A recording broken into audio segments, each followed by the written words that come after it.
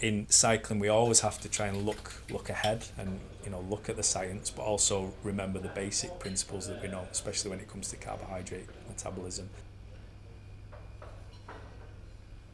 When I first started working in professional road cycling, the nutritionist was kind of there, but now it's becoming much more aligned with performance. Definitely in this team, the riders and the performance staff, they know how integral nutrition is to performance. Making sure the riders are well fueled, that they're recovering well each day, that they're not having any stomach issues, that the weight is kind of stable and where it needs to be. So all of those components together are really central, and my role is to make sure all of that's aligned, so the riders know what they're doing, the chef knows what they're doing, the riders can access the right nutrition at the right times, and we try and keep it as kind of simple and straightforward as possible. So we take a lot of the kind of theoretical science and we boil that down into the riders just needing to know how much they need to eat for given days at given times.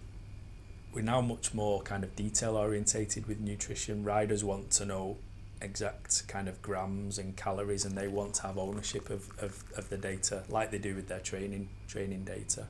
So that's probably one of the big changes.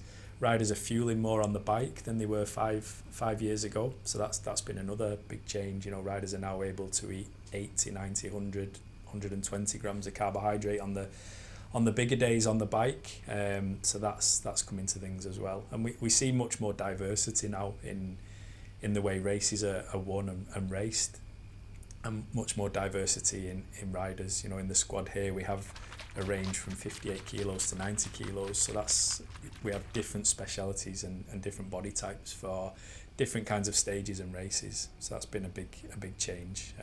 We try and work with the individual to maximise their capabilities rather than try and make all the riders look and weigh the same.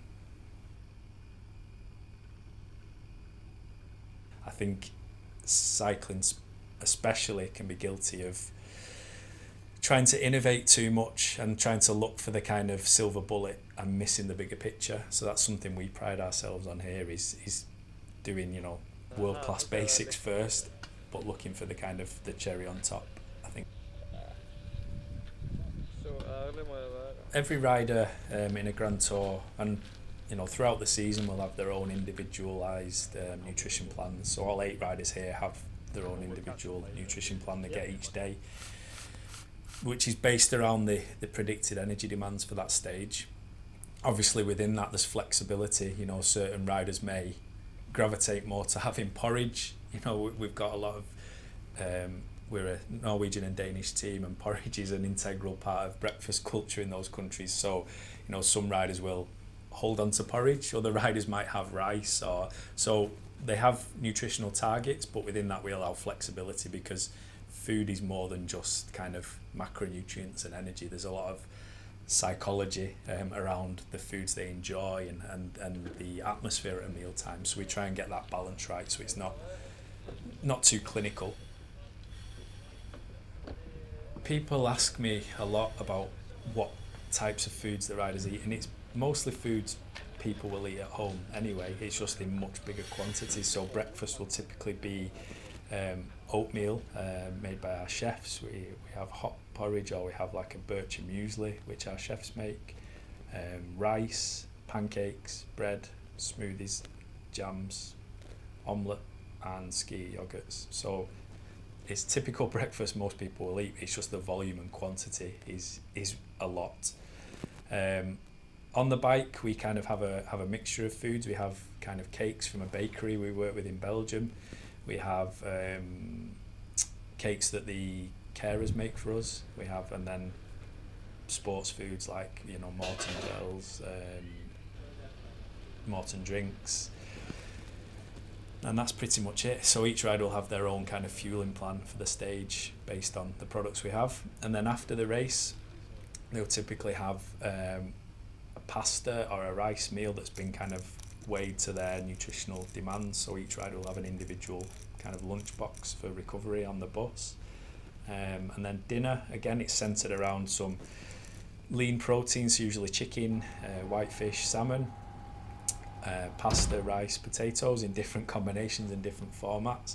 And then we will typically scale up vegetables and fibre depending on the demands of the stage the next day. So if it's a mountain stage, we'll typically pull back a lot of the fibre to help kind of manage any mass that's left in the gut that we don't want when riders are climbing mountains. On the flatter stages, we'll try and push more fibre and vegetables and those kind of things. So that's essentially it. Simple foods, but just served in high quantities and volumes.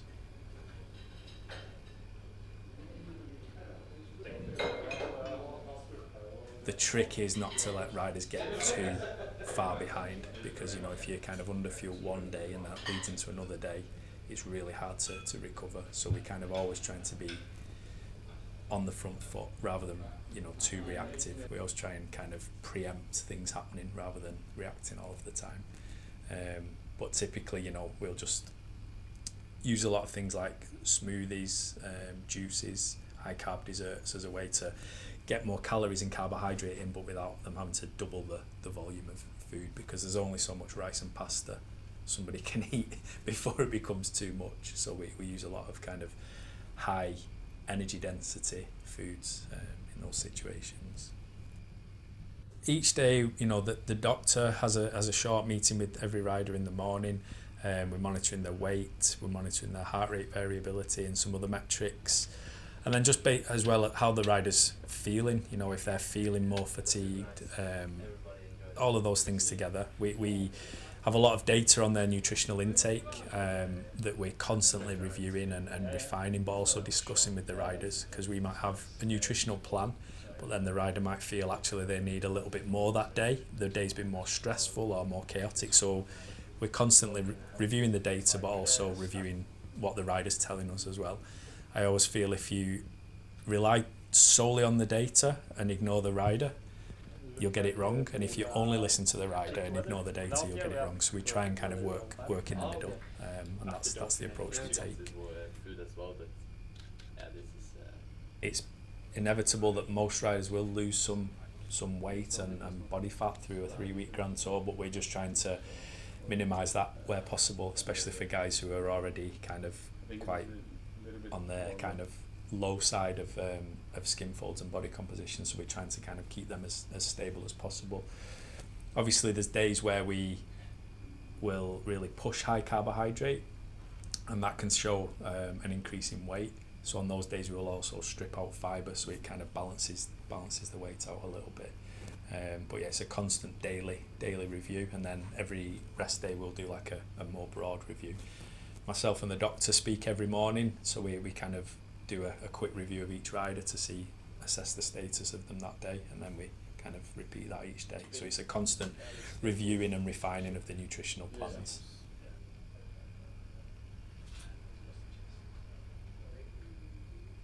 Yeah, I mean, we see in this team health and performance go hand in hand. You can't have a high performing athlete if they're not healthy. So yeah, the first, for me and the doctor, the first principle is health. It's making sure the riders are kind of where they need to be, they're eating enough, weight's stable, the other metrics we look at are stable. We supplement with some vitamins and minerals, but we keep that quite small, and we try and plan the menu so it's as well balanced as possible. You could just eat rice and omelette for 21 days, but I think you would start to break down. You might meet your calorie targets, but you're going to miss out on a lot of the micronutrient side of things. So if things are lacking from the menu, then we make sure the riders are covered with nutritional supplements